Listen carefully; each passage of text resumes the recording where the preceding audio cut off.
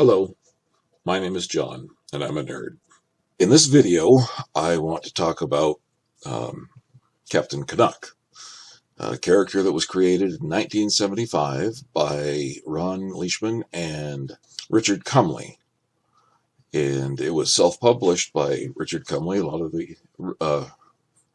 of the writing and artwork were done by him as well. And there were some very innovative methods that were used to create the comic book. But as a 9-year-old boy, when I saw that comic book at the comic shop in Moncton, New Brunswick, I was quite impressed. He was a Canadian character, and the places he was dealing with in the comic book were places that I was somewhat familiar with, having grown up in that country. So, this is the compendium that contains all of the original run of Captain Canuck from 1975 through 1981, I believe. And has all of the issues in this, and plus a little bit of extra stuff. And what I'm going to talk about is how this compares to this. Oh, that's all glares. There we go. This is the 2015 reboot of Captain Canuck. There on that is by Kelman Andrzejowski. I'm not probably saying that right, and I apologize if I am not. And I have to show you, this is signed by Richard Cumley. Thank you very much. The 1975 issue 1, the very first issue, this was the cover. And that's what I found on my comic book shelf, which intrigued me. I guess what I should do cover first is the main characters. Who are the main characters? Well, obviously, Captain Canuck, who is a police officer who had an encounter. And you don't learn about this encounter until several issues into the series. But you do find out that he was formerly a police officer and that he was recruited by this organization called CISO, which is Canadian International Security Organization. Fictional organization. And when this came out in 1975, the story is set in a futuristic 1990s. And in that futuristic 1990s, a lot of economical things and military things have happened so that Canada is now obviously the #1 power in the world. Like that's ever really going to happen? I don't think so. But for a fictional story, it was fun to surmise that. He's the main character, Thomas Evans, Captain Canuck. He has a couple of characters that work with him. Well, first of all, let's introduce this guy. You can see him here, sitting right there with Captain Canuck, and blue is Blue Fox. Now, he, at this point, is working with Captain Canuck. But it soon turns out, now this is going to be full of spoilers. I should have said this beforehand, but spoilers, spoilers, spoilers. So if you want to, you'll go find this, and read all this yourself, have at it. But, this is just to kind of get you to understand what this is all about. So this is Captain Canuck, #1, July 1975. And I believe this cover is by Richard Cumley, if I'm not mistaken. First scene here is in the Arctic. Scientist checking out his equipment here. Something happens, big explosion. Back at CISO over here, they get the report of the explosion, discuss what to do, and they send out 2 of their agents. And those 2 agents are Thomas Evans, Captain Canuck, and the mysterious Blue Fox. General Sun is the person in charge of CISO. He's kind of like the Oscar Goldman or M or something like that. That's General Sun here. And he's discussing with, I think it's the Prime Minister, what to do. And he tells them that Captain Canuck and Blue Fox are on the way. So they fly out there in their futuristic 1990s jet. They land the jet, get into their snowmobile to go the rest of the way. They crash the snowmobile, and then here comes the polar bear, and we have the little polar bear fight that we mentioned before. Friendly Inuit fellow rescues him. And what's interesting here is this use of photography overlaid with artwork. It's very interesting. I thought that was fascinating. I'd never seen that done before in a comic book. I mean, I've seen the photo comic books that they did back, for Star Trek and stuff like that. They take a series of photos, still frames from the story, and put balloons in the word balloons and turn it into a comic book. I'd seen that done before, but this was a combination that I hadn't seen done before, and I thought it was pretty cool, kind of effective to really get you into that storm. Blue Fox is a turncoat. They get to the bad guy's base, and there's the bad doctor. We find out later what his name is.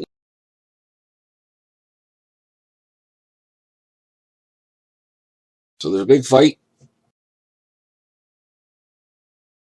Another use of the the photography and artwork mixed in there. It's kind of cool. Love the CISO jetpacks. I forgot he'd had that. Now he's trundling through the snow with Utek. And that's the end of that issue. Now in the 2015 reboot, Captain Canuck is still Thomas Evans. His costume has been redesigned and kind of reimagined. As you can tell by that cover, it looks quite different than the 1975 costume. And it is set in 2015, current politics 2015. No futuristic 1990s, that never happened.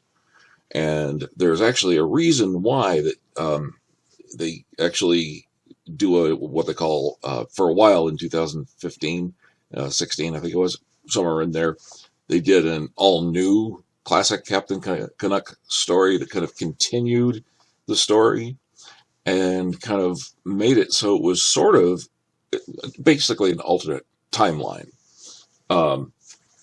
story. Thomas Evans is Captain Canuck.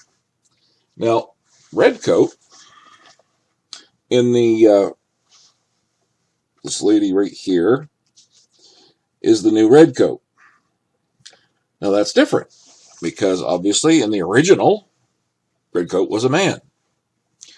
And when I found out that they were going to do Redcoat, and also I should point out another change. This lady right here, my finger's on. That is the new Quebec. So Redcoat and Quebec are now female. I wasn't sure how I was going to like that. Sometimes, just changing. I wasn't impressed when about the new Battlestar Galactica changed Starbuck to a woman. I'm sorry, I could not deal with that. Maybe I'm just ridiculous, but I loved the part that Dirk Benedict played in the original, and that Starbuck, making that character a woman just did not make sense to me. And there was a lot of other reasons why I tried watching that series, and I couldn't get through the pilot. I did not like it at all. Didn't like anything about it. I even went back later in the season to try and see if I could get into it, and I just couldn't. I did not like it. I didn't like the Adama. I didn't like any of the characters. Um, I didn't like the redesign of the Cylons and the. We just won't get into that.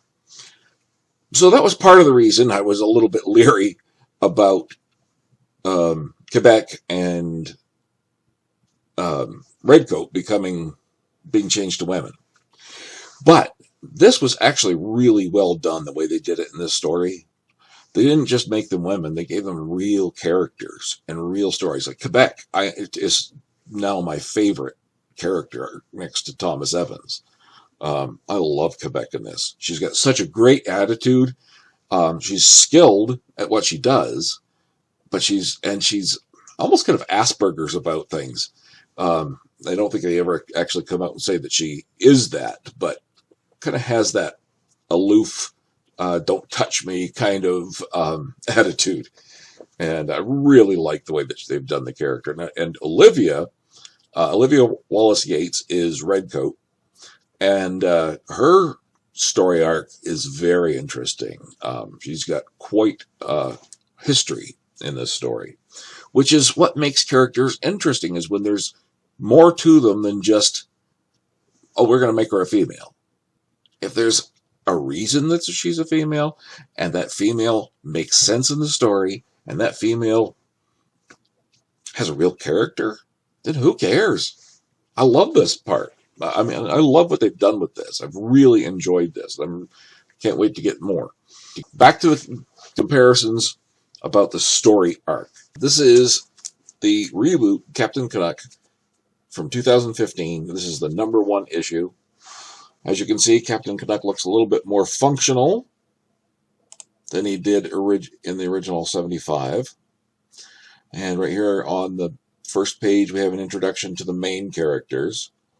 We didn't get to Michael Evans in the first issue of the 1975 #1. He doesn't actually come in until an issue or two later, but he comes right into the beginning in this one. And we have a new character, Horse. Steeltown Hammer. Parminder Pantel is another new character. And there's, of course, Redcoat, who's Olivia Wallace-Yates is her name. And Yvette Arsenault is Quebec. So those are some of your main players here. Right off the bat, we have a flashback to something that happened involving this odd-looking alien face. And that is Thomas and Michael's father, Joseph Evans, that has experienced something there in the past. Now in the present, we have Captain Canuck coming in a helicopter. Big, huge fire. Remember in the issue 1 of 1975, they had an explosion. And here we have another big fire. And Captain Canuck literally jumps into action. Love that. That's a really cool artwork right there. And introduction to Quebec's character down there at the bottom. I like that shot. The artwork I really have been enjoying in this. And Olivia Wallace-Yates, Redcoat, is talking in Captain Canuck's ear. And now we switch over to Michael. Now Michael has he's kind of a hybrid of the 1975 version of Michael. And in that version, as we look at this, we'll find that he's actually a pretty good character. In this one, he's kind of a questionable character. And I think that kind of comes from, there was a Captain Canuck book with a different Captain Canuck. It wasn't Thomas Evans. I think it was Darren Oak. Maybe it was the other one, David Semple. I'm not sure which. And that one, the Captain Canuck's brother was a bad guy in charge of some gang that he was trying to take down. And I think they kind of mixed that character with Michael Evans and make him a more of an iffy and definitely more interesting character. And then we're back to Captain Canuck. We have these weird zombie creatures that are attacking them. So Captain Canuck has to defend himself. He doesn't like using violence unless he has to. But when he has to, he can definitely dole it out. And now we have Michael Evans, and we realize he's got a metal hand. I wonder how that happened. Back to Thomas at the Aleph site, which is what this is called. It's a company that belongs to his brother Michael. I have the fight with the big boss guy here. And Captain Canuck defeats him, but not entirely easily. Back with Michael at some party that he's been summoned to. And who does he find there? Well, we don't know yet. It's George Gold, anyway. When Captain Canuck defeats that big guy, this liquid gold stuff starts flowing around. I'm back at the party. Yep, that's Mr. Gold right there. He has mind control powers now in this one, because he's got the control of all of the audience and can make them do whatever he wants them to do. Back at the Aleph site, Captain Canuck gets attacked by the gold. As it turns out, this story, this issue, ends on a cliffhanger. So we won't find out the results of the fight yet. The polar bear fight doesn't show up until the next issue or the following one. I'm not sure which, but it does actually come into the story. So they've actually made a much more detailed story and much more involved story than the 1975 ones were. 1975 comic books were different then than they are now. I mean, like I said, I think that's when Starro was invented. I'll have to look that up because I've talked about him twice. And Starro is a big giant starfish in space with an eyeball in the middle of it. Figure that one out. But anyway, I think that's what I'm going to cover for today. And we'll come back to this and do a little bit more comparison in another video.